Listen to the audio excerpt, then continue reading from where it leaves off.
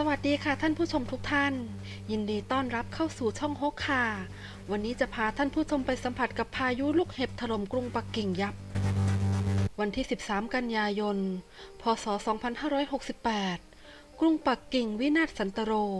เมื่อเกิดโคตรพายุลูกเห็บถล่มยับราวกับฉากในหนังสงครามฟ้าร้องดังคำรามราวกับกำลังจะพังถล่มลงมาเสียงลูกเห็บนั้นดังสนั่นราวกับเสียงปืนกลที่ระดมยิงอย่างบ้าคลั่งด้านสำนักงานอุตุนิยมวิทยาระบุว่าเกิดจากสภาพอากาศแบบข้างล่างร้อนข้างบนเย็นโดยในวันนั้นอุณหภูมิพุ่งสูงถึง 32.3 องศาเซลเซียสทำให้เกิดกระแสลมร้อนยกตัวขึ้นไปปะทะกับอากาศเย็นด้านบนจนเกิดเป็นเมฆพายุและลูกเห็บขึ้นอย่างไรก็ตามพายุหฤหันครั้งนี้มาอย่างไม่ทันให้ใครได้ตั้งตัวจึงสร้างความเสียหายอย่างร้ายแรงต่อทรัพย์สินประชาชนนี่คือสภาพรถยนต์ที่จอดเรียงรายอยู่กลางแจ้งกระจกรถถูกทำลายเสียหายอย่างย่อยยับหลังคาโรงจอดรถพังราบไม่เหลือชิ้นดีโรงเรือนพังเสียหายทั้งแตงโมและกะหล่ำปลีล้วนถูกทำลายจนป่นปี้สร้างความเสียหายต่อเกษตรกรอย่างหนักถนนหนทางถูกลูกเห็บท่วมบางจุดลูกเห็บมีขนาดใหญ่เท่าไข่ไก่กันเลยค่ะพายุลูกเห็บครั้งนี้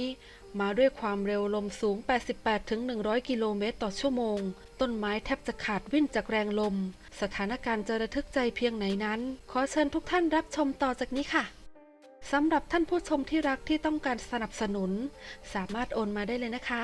บัญชีนี้ไม่ใช่บัญชีม้าแน่นอนค่ะ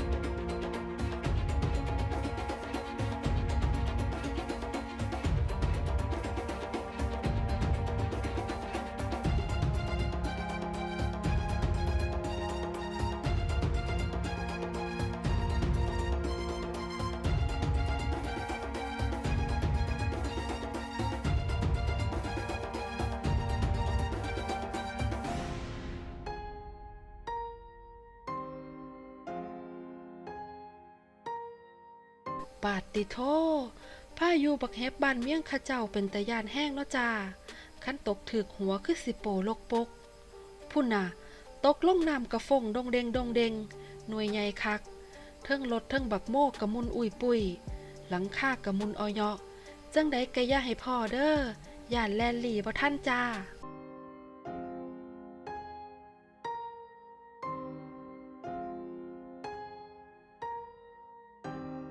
ขอบพระคุณสำหรับทุกการรับชมค่ะหากท่านผู้ชมที่รักทุกท่านต้องการเป็นส่วนหนึ่งในการสนับสนุนช่องฮกสามารถสแกน QR Code หรือสนับสนุนผ่านเลขบัญชีที่แสดงอยู่บนหน้าจอได้เลยค่ะ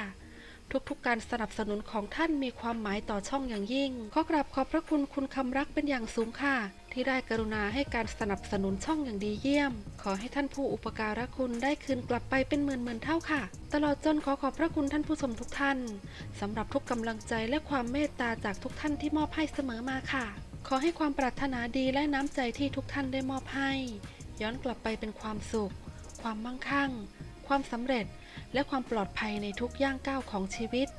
หวังเป็นอย่างยิ่งว่าท่านผู้ชมจะอยู่เคียงข้างกันเช่นนี้ตลอดไปค่ะและที่สำคัญขอให้ท่านผู้ชมทุกท่านมีสุขภาพพลานามัยที่แข็งแรงปราศจากโรคภัยไข้เจ็บพบกันใหม่คลิปหน้าสวัสดีค่ะ